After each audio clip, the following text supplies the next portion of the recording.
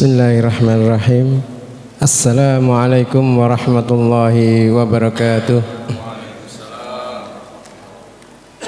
Innal hamdalillah nahmaduhu wa nasta'inuhu wa nastaghfiruh wa na'udzu billahi min sururi anfusina wa min sayyiati a'malina may yahdihillahu fala mudilla lahu wa may yudlil fala hadiya lahu.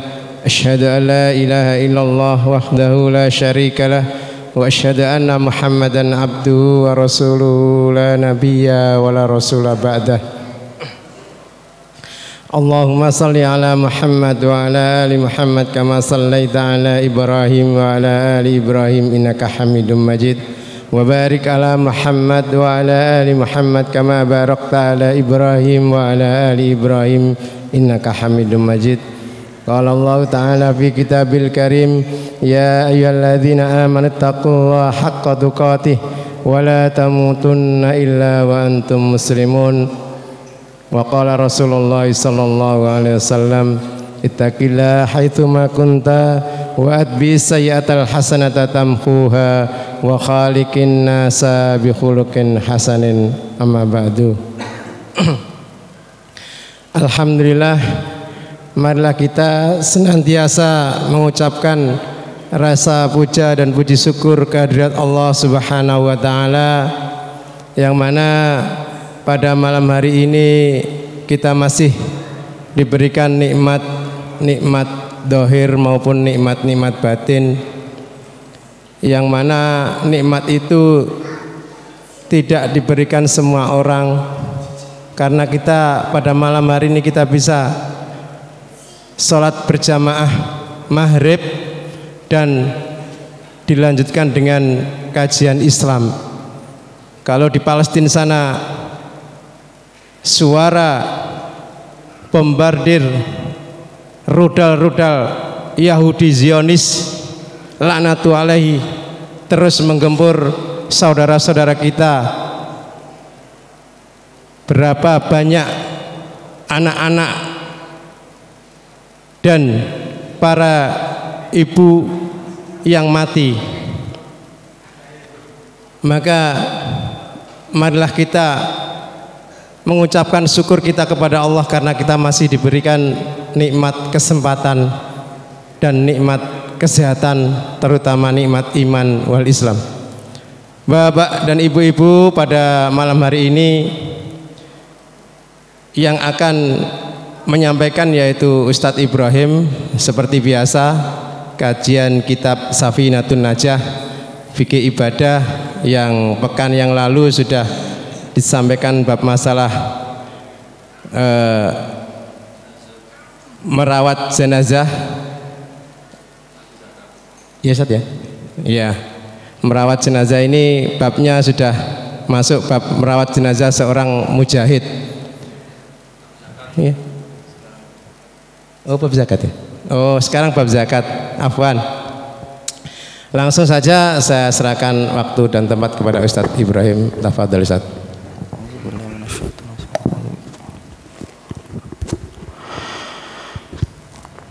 Bismillahirrahmanirrahim. Assalamualaikum warahmatullahi wabarakatuh.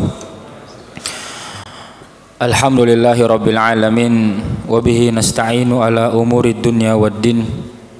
Wassalatu wassalamu ala asrafil anbiya'i wal mursalin nabiyina Muhammadin wa ala alihi wa ashabihi ajma'in wa man tabi'ahum bi ihsanin ila yaumiddin.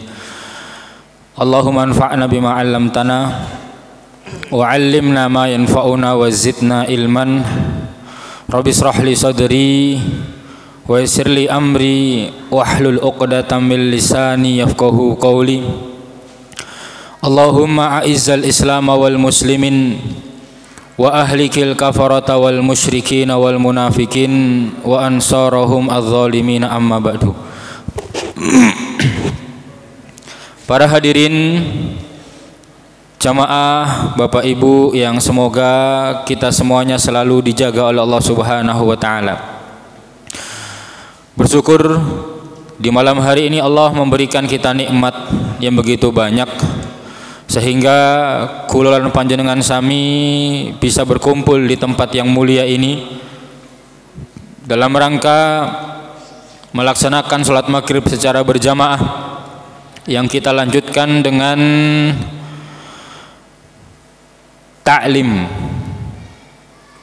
ta'alluman wa ta'liman. Kita sama-sama belajar perkara-perkara yang terkait dengan agama kita, perkara-perkara yang terkait dengan kewajiban kita yang paling besar kepada Allah, yaitu ibadah. Allah Subhanahu wa ta'ala menciptakan manusia dan jin, tujuan besarnya adalah untuk ibadah, dan ibadah itu tidak akan diterima kecuali terpenuhi dua unsur yang sangat penting, dua unsur yang utama. Yang pertama adalah ikhlas. Mungkin kita berada di Masjid Al-Ikhlas, tapi belum tentu kita sholatnya ikhlas, karena ikhlas itu sangat berat, butuh dilatih, butuh terus mencoba, trial and error, itu biasa, dan memang harus seperti itu. Maka semakin sering seseorang itu beribadah, semakin sering seseorang itu melatih keikhlasan, maka semakin lama akan semakin mudah. Semakin jarang orang beribadah, semakin jarang dia melatih keikhlasan, maka ikhlas juga akan menjadi perkara yang sangat-sangat sulit. Lalu selain ikhlas, hal terpenting yang kedua agar ibadah kita diterima adalah mutaba'ah, sesuai dengan petunjuk Rasulullah Muhammad sallallahu alaihi wasallam. Sehingga ikhlas saja tidak cukup. Islam itu sangat memperhatikan tujuan dan sarana. Bukan hanya niatnya baik, tapi caranya juga harus benar. Kadang-kadang ada orang berkeyakinan yang penting niati apik, boten. Dalam Islam niat apik niku kedah ngeten niku, tetapi cara yang benar, cara yang tepat sesuai dengan yang dicontohkan Rasulullah juga harus dikerjakan. Jadi tujuan benar, cara juga benar. Nah, kita di malam hari ini diberikan kesempatan oleh Allah untuk bersama-sama belajar membaca sebuah kitab tipis yang ditulis oleh seorang ulama, Syekh Salim bin Sumair Al-Hadrami, dengan syarah yang ditulis Syekh Ahmad bin Umar Asy-Syatiri tentang fikih ibadah, Dan di malam hari ini kita sampai pada pembahasan zakat. Karena kitab yang tipis ini fokus pembahasannya hanyalah hal-hal yang terkait dengan rukun Islam, sholat, karena sholat itu tidak akan sah ketika bersuci, maka juga dicantumkan bersuci dan hal-hal yang berkaitan dengan sholat.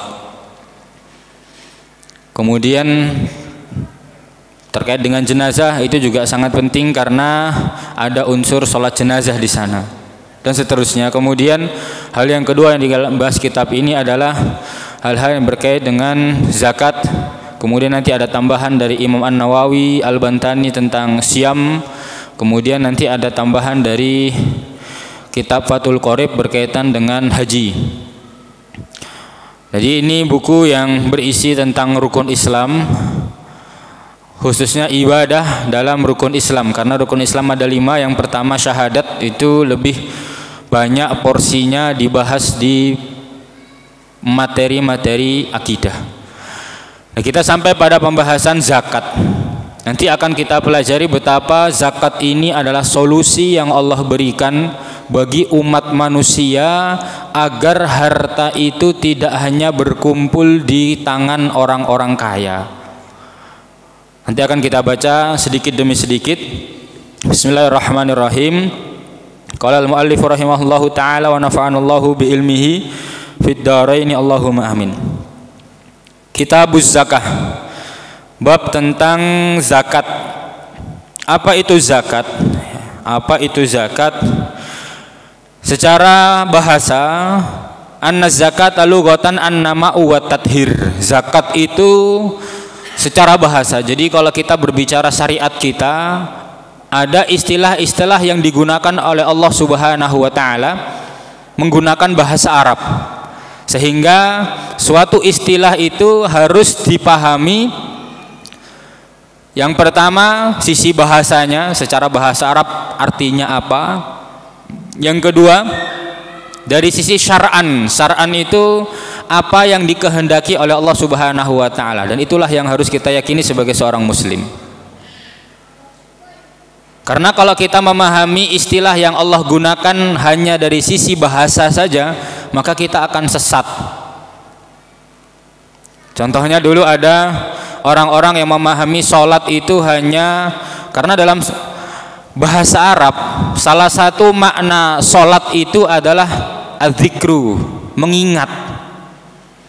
Jadi yang penting wis ngingat Allah itu sampun sholat, ya sesat, mboten ngeten niku.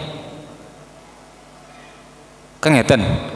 Kan mboten ngeten. Karena dulu ada aliran sesat yang mengajarkan kalau dengar azan diam sejenak, ingat Allah, sampun niku sudah dikategorikan selesai sholat. Siapa yang diikuti? Enggak ada. Dia hanya mencoba memahami sebuah istilah syariat dari sisi bahasanya saja, mboten. Makanya kita sebagai seorang muslim belajar agama kita itu pegangannya bukan kamus, tetapi kitab-kitab dan penjelasan para ulama. Kita belajar agama kita jangan hanya mengandalkan Quran terjemah, tapi baca tafsir. Karena kalau kita baca terjemahnya saja, akan besar peluang bagi kita untuk salah paham dengan firman-firman Allah. Baca terjemah boleh, tetapi jangan hanya cukup dengan terjemahan. Opo maneh wis boten ngertos artosipun, boten maos terjemahe, iki tambah nemen pisan. Tapi sing tambah menen maneh gak maca Quran. Jadi kita sebagai seorang muslim ketika ingin paham agama kita, maka kita butuh panduan dari para ulama yang mereka telah dibukakan hatinya, dibukakan pikirannya oleh Allah Subhanahu wa taala untuk menjelaskan syariatnya. Kita kembali bahwa arti zakat secara bahasa adalah an-nama'u wa tathir. Sesuatu yang tumbuh, wa tathir, dan mensucikan, itu zakat. Untuk arti secara bahasa ini sebenarnya ada dalilnya dalam Quran. Beberapa dalil bisa kita dapatkan di buku-buku yang tebal, tapi di sini kita tidak memperpanjang. Intinya secara bahasa zakat itu bermakna tumbuh, sesuatu yang tumbuh. Zakat itu sesuatu yang tumbuh dan juga sesuatu yang suatu perilaku mensucikan, itu namanya zakat.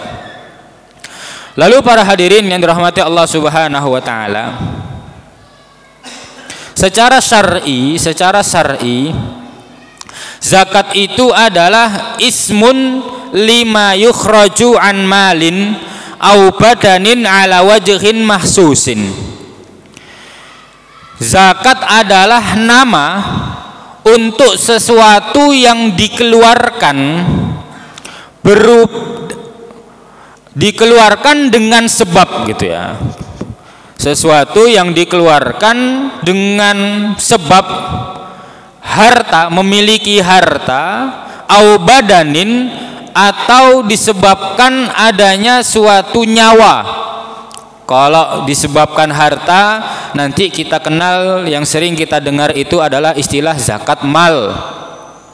Adapun zakat yang dikeluarkan hitungannya bukan hartanya berapa tapi orangnya berapa, itu kita kenal dengan zakat fitri. Zakat fitri itu enggak sing sugih tok, mboten, tetapi kalau punya uang yang cukup maka keluarkan. Dan apa yang dihitung? Orang per kepala berapa, satu keluarga misalnya, dihitungnya kepala bukan harta. Tapi kalau zakat mal yang dihitung hartanya berapa, zakatnya sekian, itu zakat mal. Adapun zakat fitri yang dihitung orangnya berapa, zakatnya sekian. Ala wajhin mahsusin, sesuai dengan ketentuan yang khusus. Ini adalah makna zakat secara syar'i yang disebutkan dalam kitab Nailur Roja bi syarhi Safinatin Najah. Lalu para hadirin yang dirahmati oleh Allah Subhanahu wa taala. Ada sebuah dalil dari Al-Qur'an di surat At-Taubah ayat 103. Allah Subhanahu wa taala berfirman, "Khudh min amwalihim shadaqatan tutahhiruhum wa tuzakkihim biha." Ambillah harta dari mereka itu berupa sedekah, berupa zakat. Yang mana zakat itu apa fungsinya? Kata Allah, tutahhiruhum wa tuzakkihim biha. Zakat itu akan membersihkan dan mensucikan mereka. Lalu Syekh Wahbah Az-Zuhaili rahimahullahu taala menyebutkan maksudnya adalah tutahhiru muaddiha minal ismi. Ketika seseorang itu mengeluarkan zakat, maka zakat itu akan membersihkan pelakunya dari dosa-dosa. Masya Allah. Jadi kalau ada di antara kita yang sudah wajib zakat, berzakat, maka akan ada banyak sekali dosa yang diampuni oleh Allah Subhanahu wa taala. Ini yang pertama. Lalu yang kedua, wa tanmi ajruhu wa maluhu. Kemudian harta dan pahalanya itu akan bertambah. Untung sekali, hartanya akan bertambah, pahalanya juga akan bertambah. Kalau disebutkan oleh Syekh Wahbah Az-Zuhaili dalam kitabnya Al-Fiqhul Islami wa Adillatuhu di jilid 2, beliau menyebutkan maksudnya gimana? Orang berzakat kok hartanya bertambah? Beliau memberi sedikit misal. Jika ada orang yang kaya, kemudian dia berzakat karena sudah wajib zakat, dia seorang pedagang. Karena seringkali dalam Islam itu orang yang kaya itu orang yang berdagang atau berkebun dan lain sebagainya. Misalnya seorang pedagang, dicontohkan dia pedagang besar, dia mengeluarkan zakat, diberikan kepada orang miskin. Dia pekerjaannya punya toko kelontong, sehingga bisa menyimpan selama setahun 85 gram emas. Kemudian dia berzakat kepada orang miskin, maka orang miskin itu nanti tetap akan membeli dari orang kaya ini. Balik mana hartanya? Itu yang dimisalkan oleh Syekh Wahbah Az-Zuhaili. Jadi ketika ada orang kaya, seorang muslim yang kaya berzakat kepada yang fakir, maka yang fakir ini tetap akan menggunakan harta yang dia dapatkan untuk membeli lagi barangnya milik orang kaya. Balik mana? Jadi gambaran singkatnya memang secara real harta itu akan bertambah dengan zakat, pahala pasti bertambah. Jadi para hadirin Allah Subhanahu wa taala, jadi itu zakat. Zakat itu adalah suatu harta yang wajib untuk dikeluarkan, dan itu keuntungannya bagi si pelaku dan orang lain. Kemudian para hadirin Allah Subhanahu wa taala, kemudian kami ingin menyampaikan tentang hikmah juga, hikmah dari syariat zakat. Ini menarik. Dan ini kami nukilkan dari kitab Al-Fiqhul Islami wa Adillatuhu, jilid 2 halaman 643. Syekh Wahbah Az-Zuhaili menuliskan at-tafawutu bainan nasi fil arzaki wa tahsilil makasibi amrun waqi'un yuhtaju fi syar'illahi ilal ilaj. Jadi di sini sebuah kata-kata yang menarik beliau sebutkan bahwa berbeda-bedanya kadar rizki dan penghasilan seseorang itu adalah perkara yang pasti. Adanya orang kaya, adanya orang miskin itu pasti sudah menjadi ketetapan Allah Subhanahu wa taala. Sudah menjadi ketetapan Allah Subhanahu wa taala, sehingga ketika Allah sudah menetapkan sesuatu, Allah pasti juga menurunkan solusi. Jadi para hadirin Allah Subhanahu wa taala, ingin kami sampaikan karena sering mungkin kalau jenengan yang mengikuti video-video motivator bisnis, mereka mengatakan semua orang bisa kaya, kan gitu. Kalau yang dimaksud kaya harta itu kata-kata yang bohong. Memang Allah menciptakan ada orang yang ditakdirkan miskin, ada yang ditakdirkan kaya. Memang seperti itu. Gak bisa semua manusia kaya, gak bisa. Karena Allah sudah menyebutkan dalam firman-Nya nopo? Misalnya kita bisa membaca dalam surat An-Nahl ayat 7. Allah berfirman, wallahu faddala ba'dakum ala ba'din fir rizki. Allah Subhanahu wa taala telah menjadikan sebagian di antara kalian rizkinya itu lebih di antara sebagian yang lain. Itu sudah hal yang lumrah. Ada orang kaya, ada orang miskin, itu biasa. Itu memang ketetapan Allah Subhanahu wa taala, sehingga Allah juga menurunkan syariat bagaimana agar yang miskin itu tidak menderita. Apa solusinya? Zakat. Jadi kalau ada motivator mengatakan semua orang bisa kaya, ayo ikuti kelas bisnis yang saya bimbing, itu kata-kata dusta ketika yang dimaksud kaya harta. Tapi kalau kaya hati bisa. Qanaah, semua bisa menerima keadaan, itu bisa qanaah. Jadi kalau kaya harta, kita bisa sekaya siapa kalau dibilang kaya itu siapa kira-kira? Korun lah ya. Gambaran orang paling kaya Korun. Nggak bisa kita semua kaya seperti Korun. Mboten saged, meskipun kita bekerja ribuan tahun, nggak akan kita sekaya Korun. Kalau memang dari awal kita tidak ditakdirkan seperti itu. Kita bisa melihat dalam kehidupan memang seperti itu. Ada yang Allah lebihkan rizkinya, ada yang Allah cukupkan rizkinya, ada yang Allah memang uji dengan kemiskinan. Itu hal yang lumrah. Namun Allah memiliki syariat yang menjaga agar yang kaya tidak semena-mena, agar yang kaya tidak tambah kaya tapi tidak memikirkan yang lain, agar yang miskin tidak semakin menderita setiap harinya. Allah memiliki syariat yang namanya zakat. Kita bisa melihat para hadirin, ketika amal atau ibadah yang namanya zakat ini ditinggalkan oleh kaum muslimin di Indonesia lah. Indonesia ini bukan negara Islam. Kalau memang negara Islam, kita lihat seberapa kuat Islam, syariat Allah Subhanahu wa taala ditegakkan. Sangat remah sekali. Mungkin Indonesia sebagai negara muslim, oke lah, negara yang penduduknya mayoritas muslim. Tapi kalau dikatakan negara Islam, patokannya cuma sholat, Amerika juga ada yang sholat. Gak bisa itu jadi patokan. Nah di sini para hadirin Allah Subhanahu wa taala, ketika zakat itu ditinggalkan, maka ketimpangan kekayaan ini akan sangat jauh sekali. Makanya kita bisa melihat sekarang, masya Allah, yang kaya tambah kaya, hartanya miliaran. Yang miskin tambah pusing mikirin gimana besok mau makan apa, bagaimana mencari uang untuk biaya sekolah. Padahal kalau kita perhatikan contohnya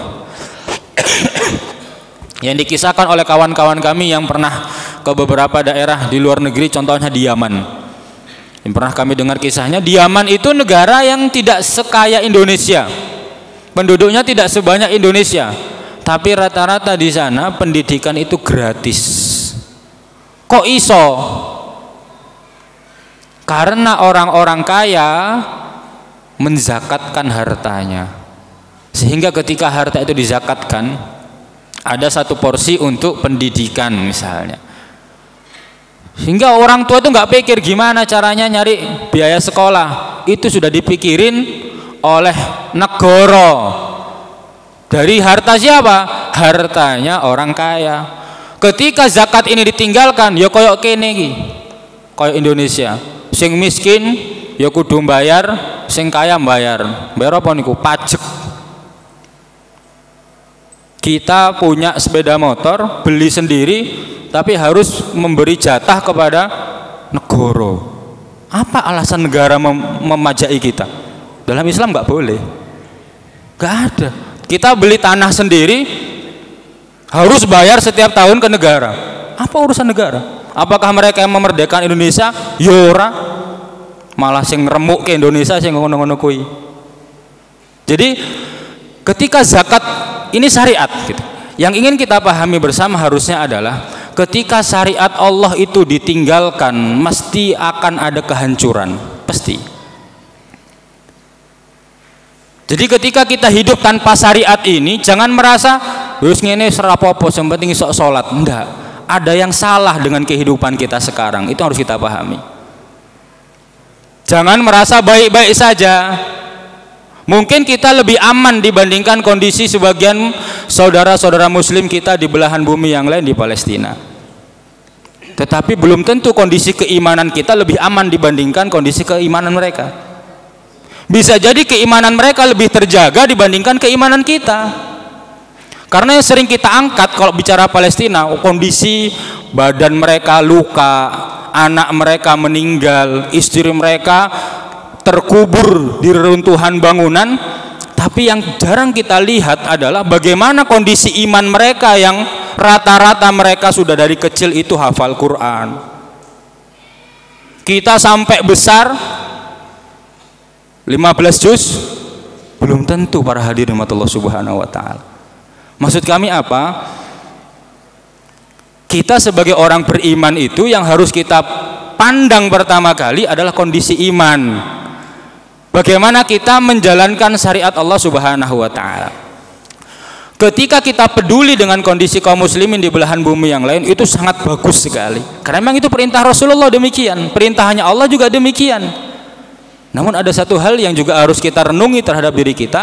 Sudahkah kita ini kondisinya benar-benar lebih baik dari kondisi mereka secara ruh, secara iman? Belum tentu.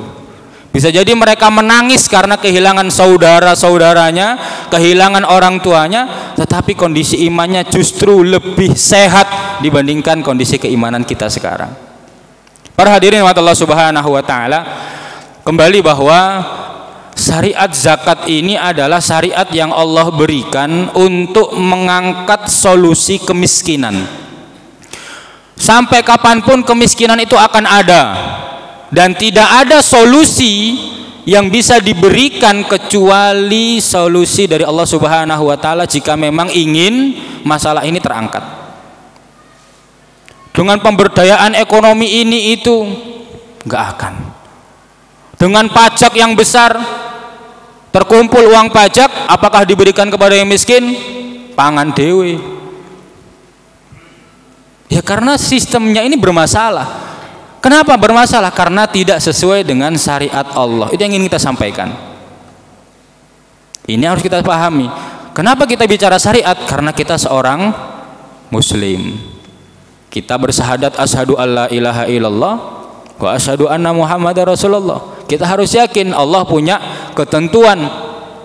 Bukan kita katakan Allah sebagai Rabb, Allah sebagai ilah, bareng ngono ya wis, urusan dunia ya duniaku dewe, rasa gawa-gawa nama Allah. Wah, ini syahadatnya bermasalah.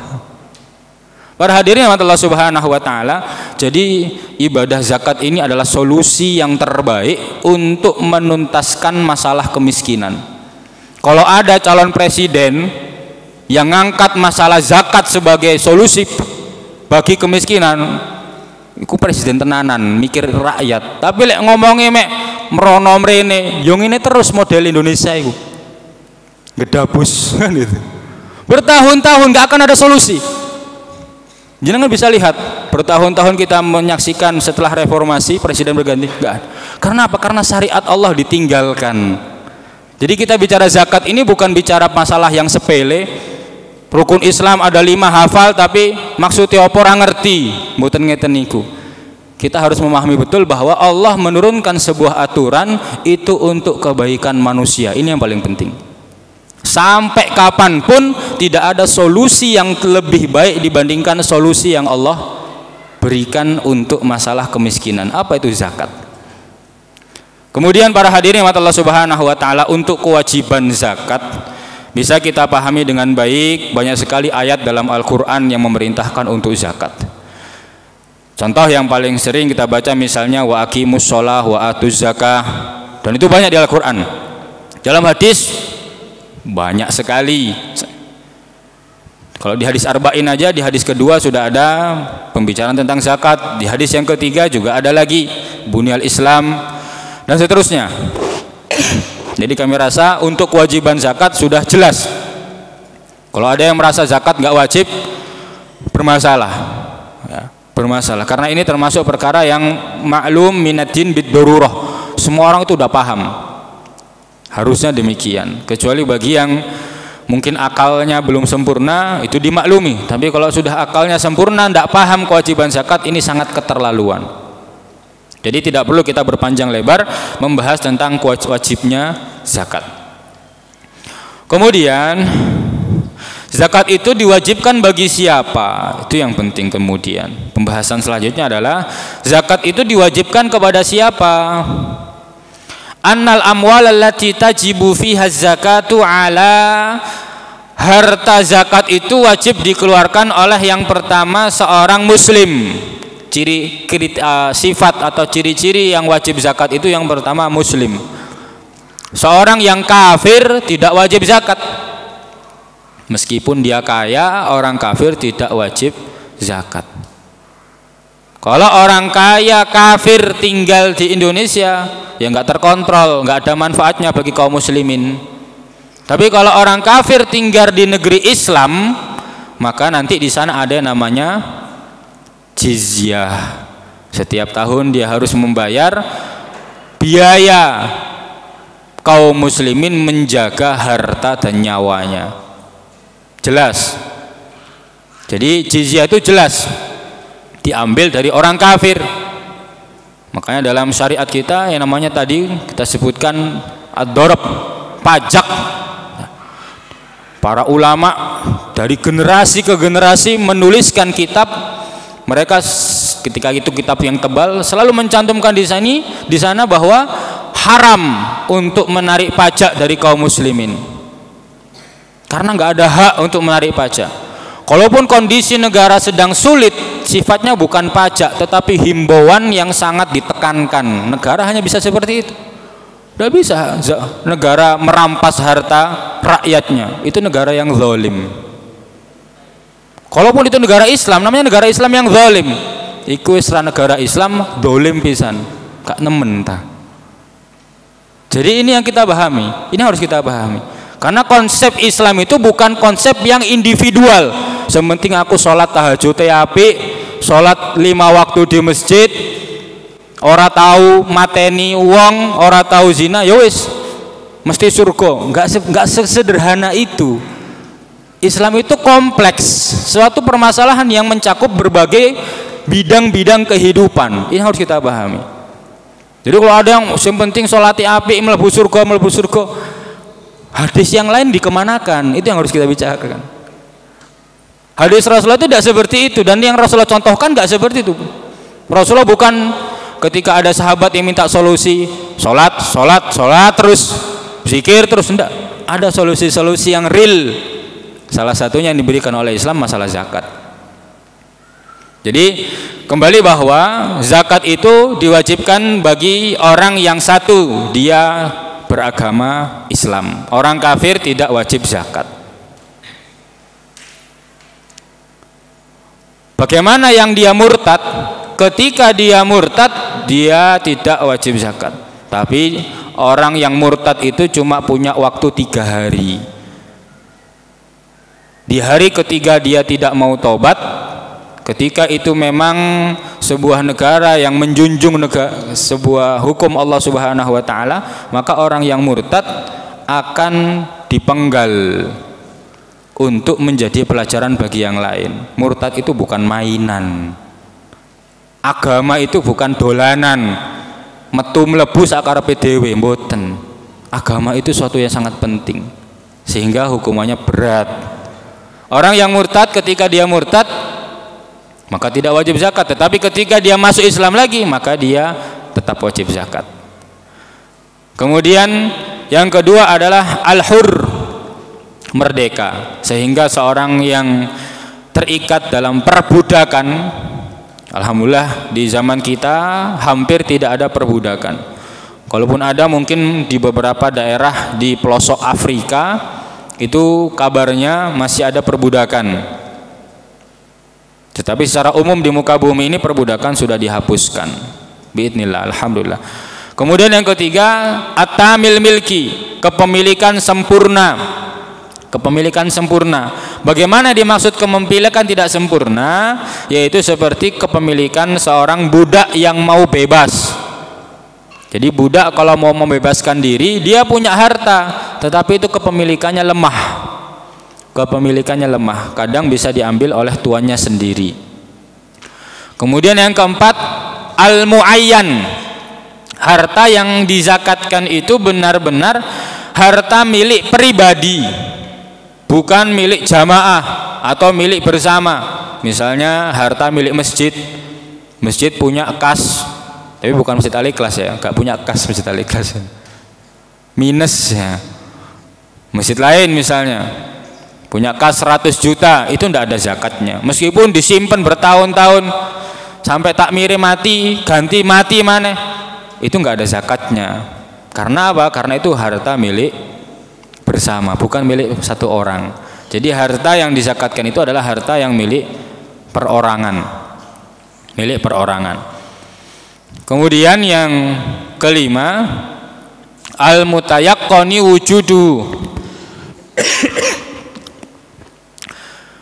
bisa dipastikan ada harta itu, bisa dipastikan ada hartanya dan juga ada orangnya. Apa yang tidak bisa dipastikan ada orangnya? Misalnya janin. Janin itu dalam fikih kita, ketika ada seorang ayah meninggal, istrinya sedang hamil, maka janin di dalam kandungan itu juga dapat jatah warisan. Ono cara ngitungnya niku, ono cara ngitungnya. Lek pengen sinau monggo ya, waktu mumet sithik tapi warisan ya. Jadi janin itu meskipun dia belum dilahirkan, tetapi secara fikih dia sudah punya duit. Jika misal orang tuanya wafat atau saudaranya wafat, dia punya jatah. Tapi jadi ada harta yang dibekukan atas nama janin. Ketika janinnya hidup nanti diberikan kepada janin. Ketika janin lahir mati, harta ini akan dibagi kepada yang hidup-hidup. Jadi konsep Islam itu Masya Allah sangat menjaga sekali. Jadi kalau Islam itu tegak, nggak ada orang terlantar, itu nggak ada.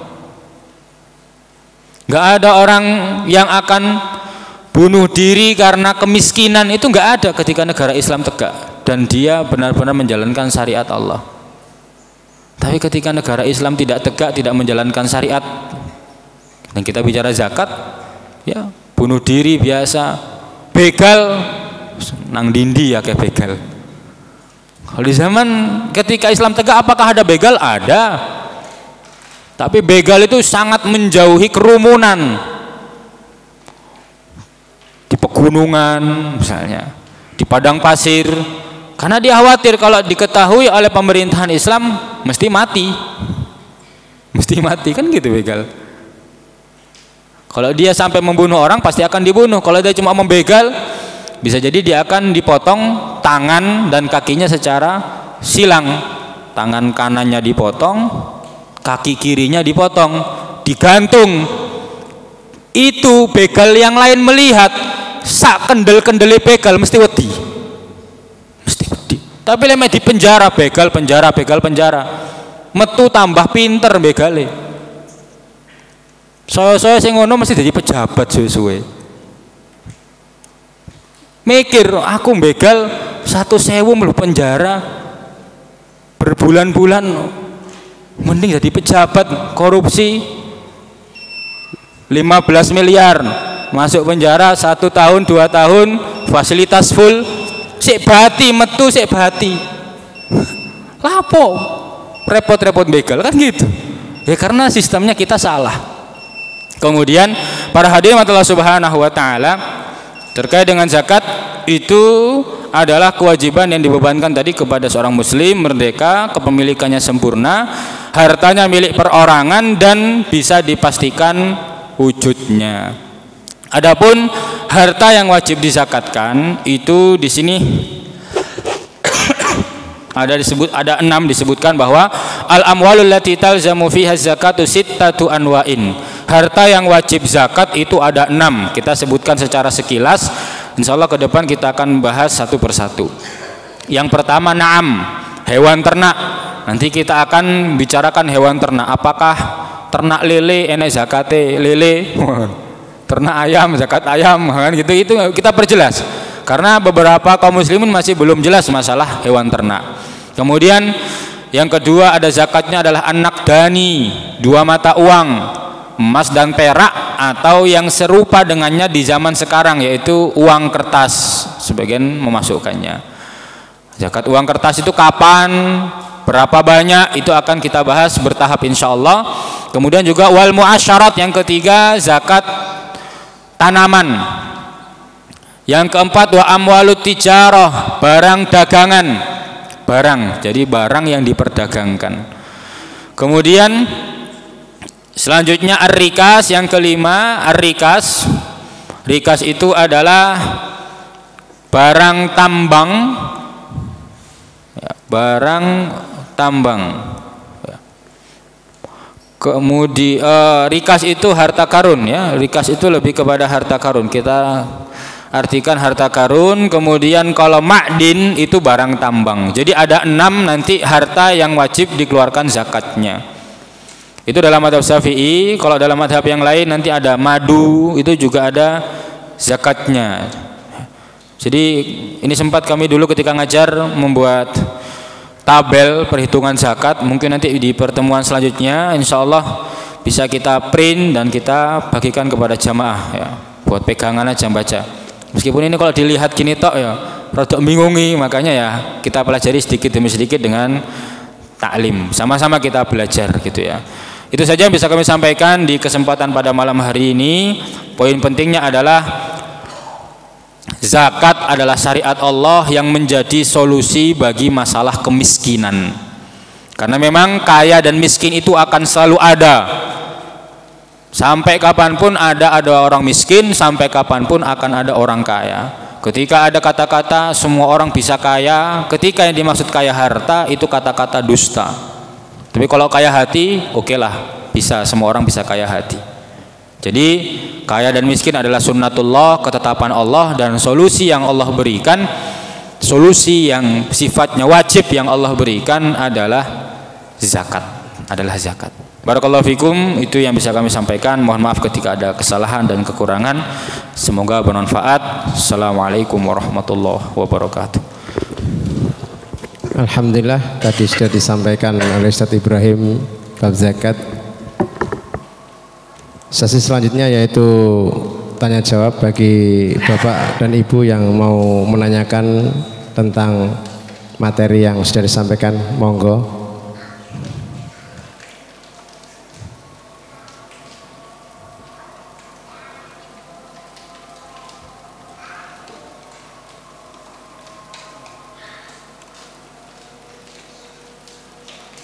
Nggak ada yang tanya, berarti alhamdulillah, berarti sudah, insya Allah sudah paham apa yang disampaikan tadi oleh Ustadz Ibrahim. Semoga menjadi ilmu yang bermanfaat bagi kita semua. Dan minggu yang akan datang, kalau masih diberi kesempatan oleh Allah, Ustadz Ibrahim akan menyampaikan bagaimana cara pembagian zakat secara syar'i, ya Ustaz ya. Insyaallah. Acara selanjutnya langsung saja saya tutup karena tidak ada pertanyaan. Saya mohon maaf apabila ada kata-kata yang kurang berkenan di Bapak-bapak dan Ibu-ibu, karena itu kesalahan saya sendiri. Sebelum acara ini kita tutup, marilah kita tutup dengan bacaan hamdalah dan doa kafaratul majlis. Alhamdulillahirabbil alamin, subhanakallahumma bihamdika asyhadu an la ilaha illa anta astaghfiruka wa atubu ilaih. Dari saya, assalamualaikum warahmatullahi wabarakatuh.